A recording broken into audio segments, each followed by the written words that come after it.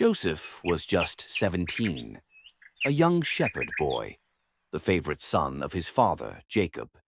His father loved him so much. He gave him a beautiful coat of many colors. But his brothers, they grew jealous.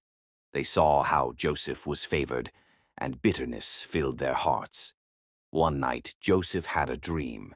He told his brothers, "We were tying bundles of grain in the field, and my bundle stood tall, while yours bowed before mine."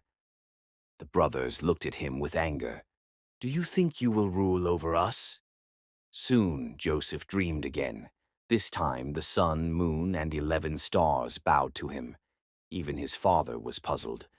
One day, Jacob sent Joseph to check on his brothers in the fields. When they saw him coming from afar, wearing his colorful coat, they whispered with hatred, "Here comes the dreamer." They grabbed him, tore off his coat, and threw him into a dry pit. A caravan of traders was passing by, heading to Egypt. Instead of killing him, the brothers sold Joseph for 20 pieces of silver. They dipped his coat in goat's blood and showed it to their father. Jacob cried out in heartbreak, "My son has been devoured by a wild animal." He wept for many days. Meanwhile, Joseph was taken to Egypt. He was sold as a servant to Potiphar, an officer of Pharaoh.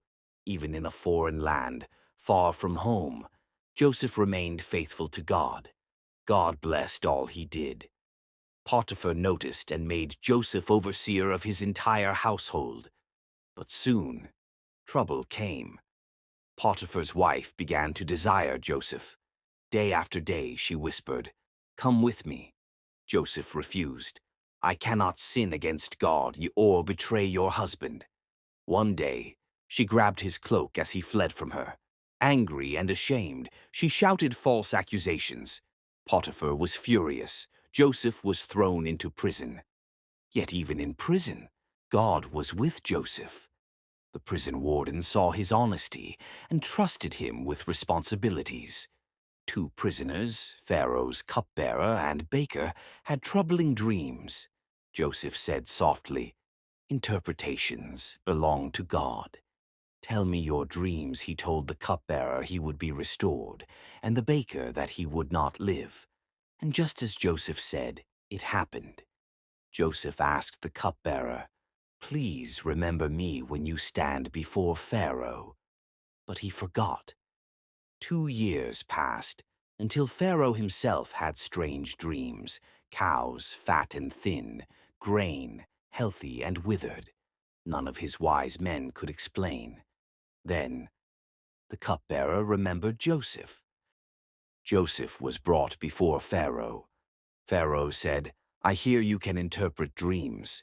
Joseph replied humbly, "I cannot, but God can."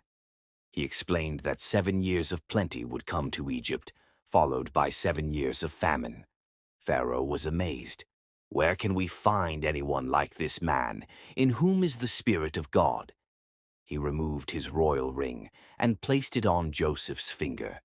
Joseph was dressed in fine linen, a gold chain around his neck, and made ruler over all Egypt.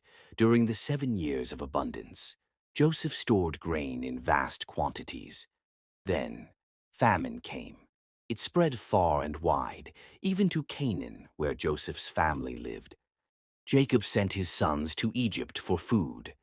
When they stood before Joseph, they did not recognize him, but he knew them. He spoke to them through tears he hid, testing their hearts, longing to see if they had changed. Finally, Joseph could no longer hold back. He wept loudly and said, "I am Joseph. Is my father still alive?" His brothers were shocked, speechless, but Joseph stepped closer. "Do not be afraid. You meant evil against me, but God meant it for good, to save many lives." He embraced them, tears flowing, forgiving them completely. Soon, Jacob and the whole family came to live in Egypt. Joseph held his father and wept on his shoulder after so many years apart. And through everything, betrayal, slavery, prison, and power, Joseph never lost faith in God. He learned that even in the darkest moments, God was still at work. What others intend for harm, God can use for good.